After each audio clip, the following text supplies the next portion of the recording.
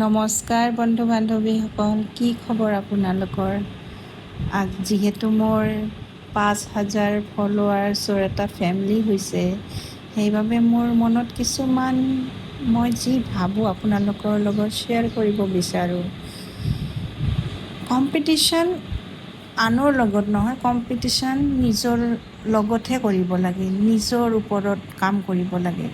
মই যোৱাকালি কি আছিলোঁ আৰু মই আজি কি আছোঁ, আৰু অহাকালি মই নিজকে কেনেকুৱা স্থানত লৈ যাব বিচাৰোঁ সেইটো নিজে চিন্তা কৰিব লাগিব। আনক আপুনি কেতিয়াও তলত পেলাব নোৱাৰে।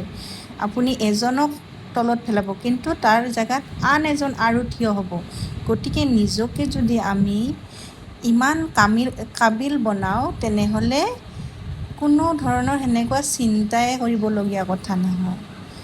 আৰু আপোনালোকৰো যাতে ভাল হয় দিনবোৰ।